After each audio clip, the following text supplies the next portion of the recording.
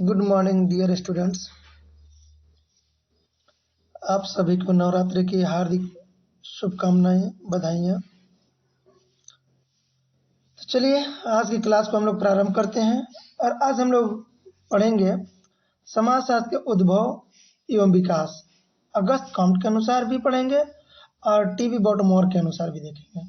ठीक है, तो एक समाजशास्त्री हैं टीवी बॉटमोर, उनकी एक पुस्तक है a guide of problem of literature, a guide of problem and literature, जिसमें हम देखें तो उन्होंने समाजशास्त्र को दो भागों में बांटकर इस समाजशास्त्र को विकास करने का कार्य किया है।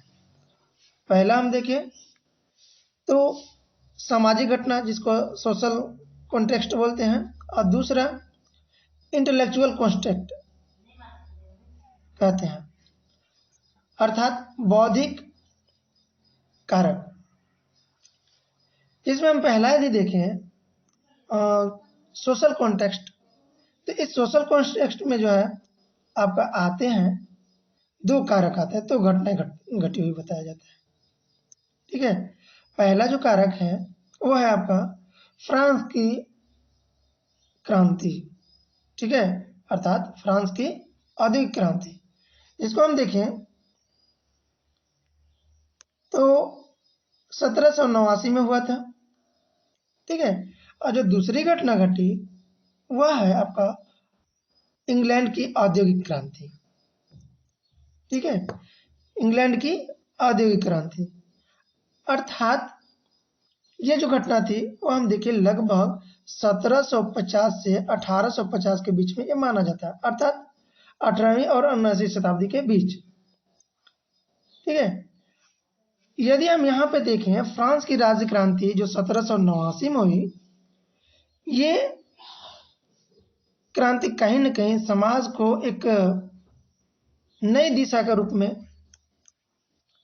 हमें देखने के लिए मिलता है। अर्थात 1789 से पहले जो था फ्रांस में जो है राजा के द्वारा प्रशासनिक कार्य किए जाते थे।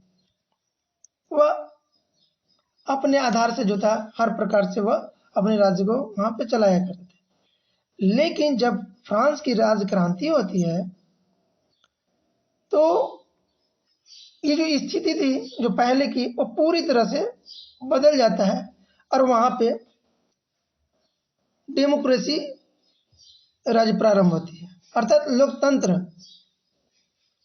प्रारंभ होता है। ठीक है, दूसरा यहाँ पे हम देखें इंग्लैंड की औद्योगिक क्रांति, अर्थात ये इंग्लैंड की जो औद्योगिक क्रांति है यह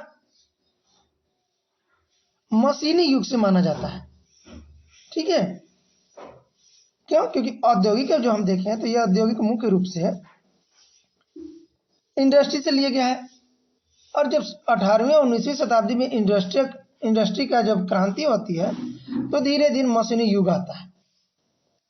ठीक है, धीरे धीरे मशीनी युग आता है, अर्थात यहाँ पे हम देखिए तो देखिए बताया जा रहा है कि सर्वप्रथम जेम्स वाट के द्वारा, ठीक है, जेम्स वाट के द्वारा भाप इंजन बनाया गया था। अर्थात पहली बार जो था जेम्स वाट ने भाप की पावर को देखा, भाप की पावर को देखा गया कि आखिर हम इस भाप से क्या यूज कर सकते हैं, क्या हम इसके आगे भी प्रयोग कर सकते हैं या नहीं कर सकते। ठीक है, और भाप का इंजन जैसे ही बनता है भाप के पावर के द्वारा, क्योंकि आप जानते होंगे कि जेम्स वाट जो थे उन्होंने एक केतली में जल भर कर और ऊपर से कैप लगा देते हैं, उसका जो नलकी होता है उधर से भी, और जब वो स्टीम बनता है तो अकस्मात क्या होता है कि वो जो कैप होता है वो बाहर फेंक देता है उस स्टीम की वजह से।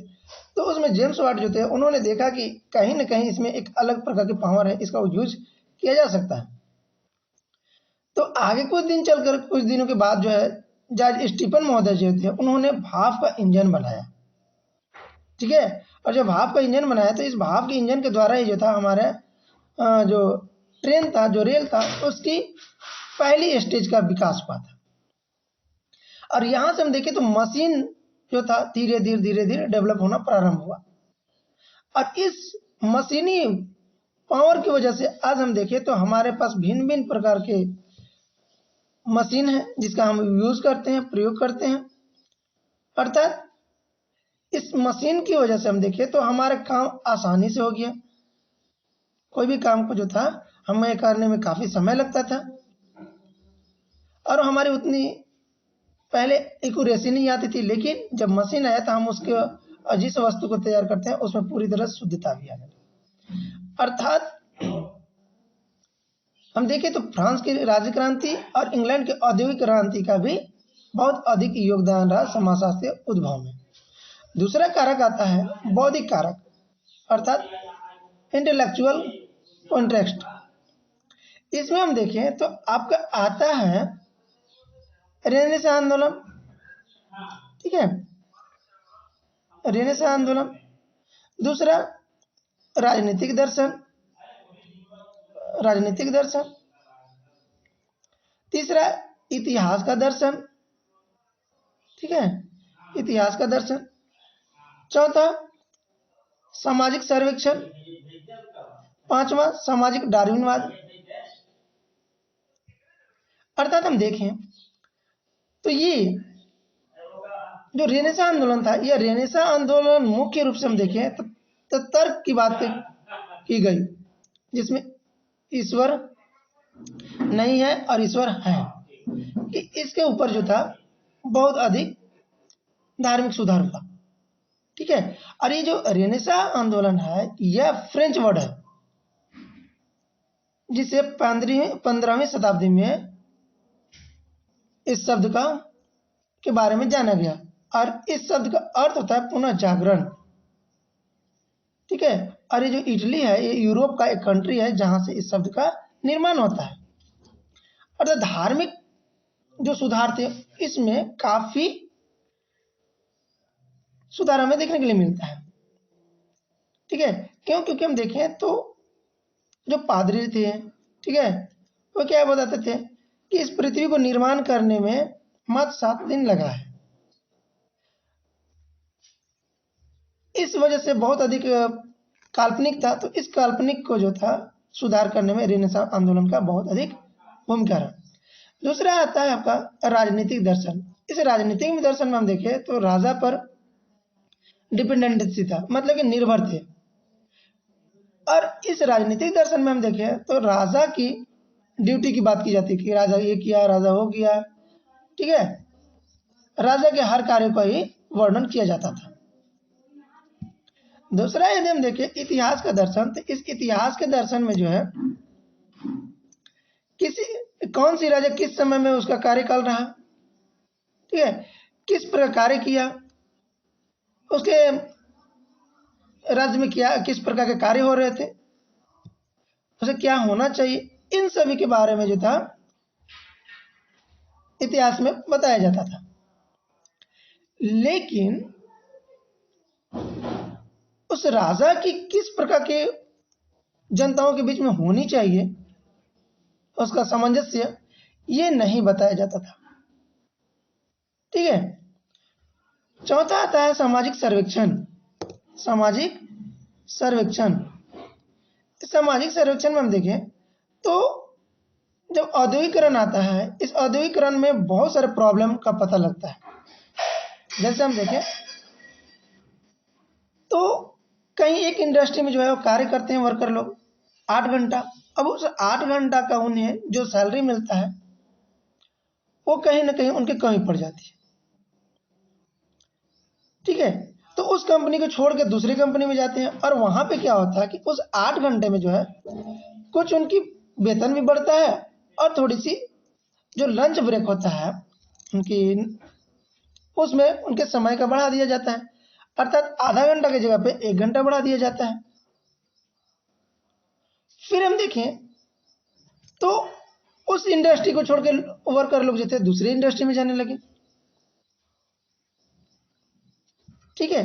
तो वहां पे ये पता चला कि आप हमारे यहाँ कार्य करने के साथ साथ उनको समय में भी अधिक मिला, उसके साथ उनके बच्चों के लिए शिक्षा, ठीक है, स्वास्थ्य और विभिन्न प्रकार की जो सुविधाएं हैं वो दी जाने लगी। तो जो पहले वाले इंडस्ट्री थे, उनके जो मैनेजमेंट थे, उनके जो मालिक थे, वो ये सोचे कि आखिर हमारे कंपनी में जो है वर्कर क्यों नहीं रह रहे हैं, क्यों चले जा रहे हैं। तो इसे कारण का सर्वे करवाया गया। ठीक है, ये जो कारण है कि आखिर हमारे पास क्यों नहीं रुक रहे हैं, तो ये पता चला कि आप जो है 8 घंटा काम भी ले रहे हैं, समय भी अधिक ले रहे हैं और किसी प्रकार का रियायत नहीं दे रहे हैं। इस वजह से इस वजह से हम देखें तो आपकी कंपनी में वर्कर लोग रुक नहीं रहे हैं, ठीक है, और काम नहीं करना चाहते हैं। तो जो समस्याएं थी इंडस्ट्री में, इसका सर्वेक्षण होने लगा।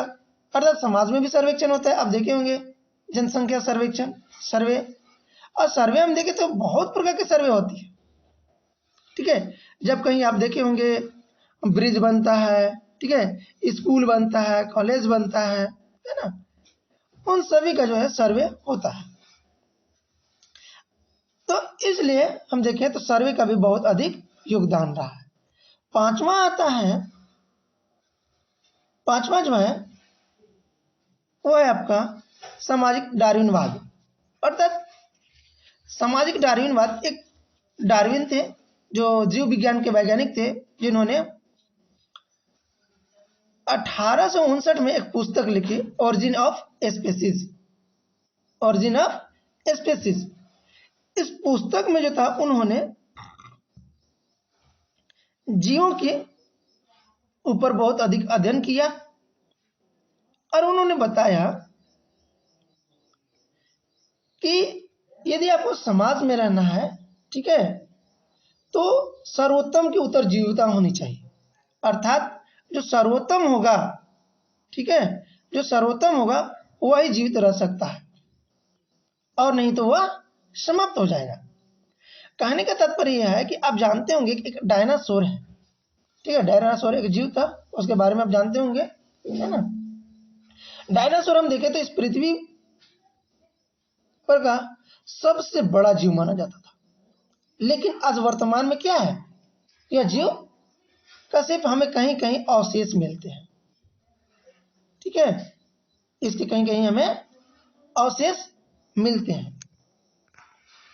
ठीक है, तो आप लोग डायनासोर जानते होंगे।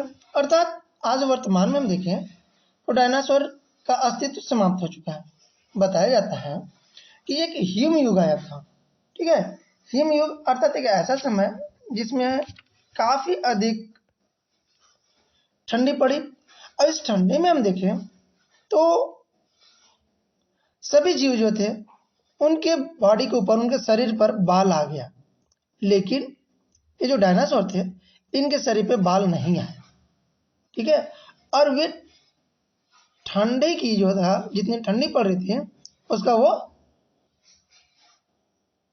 ठंडी को सर्वाइव नहीं कर पाए, जिस वजह से जो था ये डायनासोर समाप्त हो गया। जैसे आप देखते होंगे कि जब बहुत अधिक ठंडी पड़ती है तो बहुत सारे जीव समाप्त हो जाते हैं। यहाँ तक हम देखें कि मनुष्य जो है ना, उस ठंडी की वजह से भी क्या आते हैं, समाप्त हो जाते हैं। अर्थात हम ये कह सकते हैं कि जो सर्वोत्तम होगा वही इस पृथ्वी पर जीवित रह सकता है और नहीं तो वह समाप्त हो जाएगा। ठीक है, इसी ओरिजिन ऑफ स्पीसीज में डार्विन महोदय ने जो थे एक और सिद्धांत दिए, जिसको हम लोग जानते हैं संघर्ष के अस्तित्व। अर्थात यदि आप संघर्ष करते हैं, ठीक है, यदि आप संघर्ष करते हैं तो ही आपका अस्तित्व बना रह सकता है और नहीं तो आप समाप्त हो जाएंगे। ठीक है, अर्थात आपको हर सिचुएशन में जो है हम देखें तो संघर्ष करना होता है। अब अक्सर हमें देखने के लिए मिलता है कि जो संघर्ष नहीं कर पाते हैं वे समाप्त हो जाते हैं। ठीक है, तो ये जो था समाजशास्त्र के उद्भव का ये 2 कारक था, मुख्य कारक, जिसके द्वारा समाजशास्त्र की उत्पत्ति हुई। और नेक्स्ट क्लास में जो है हम लोग देखेंगे कि समाजशास्त्र है इस समाजशास्त्र में और कौन कौन से कारक है जिसके वजह से समाजशास्त्र की उद्भव हुई। क्योंकि समाजशास्त्र हम देखें तो बहुत पुराना विषय नहीं है। इस विषय का जो है जन्म 1838 में अगस्त कॉम्ट महोदय के द्वारा किया गया है। अर्थात इस विषय का जो फाउंडर रहे, ठीक है, वे सन साइमन थे। लेकिन इस विषय को एक व्यवस्थित क्रम में और एक विषय के रूप में लाने का जो कार्य था वह हम देखें तो अगस्त कॉम्ट महोदय द्वारा किया गया था। तो आज की क्लास हम लोग यहीं पे ड्रॉप करते हैं। नेक्स्ट क्लास में हम लोग पुनः मिलेंगे। तब तक के लिए आप लोग अच्छे से अध्ययन और अध्यापन का कार्य कीजिए और साथ साथ दशहरे का भी पर्व को अच्छे से सेलिब्रेट कीजिए। धन्यवाद। Thank you.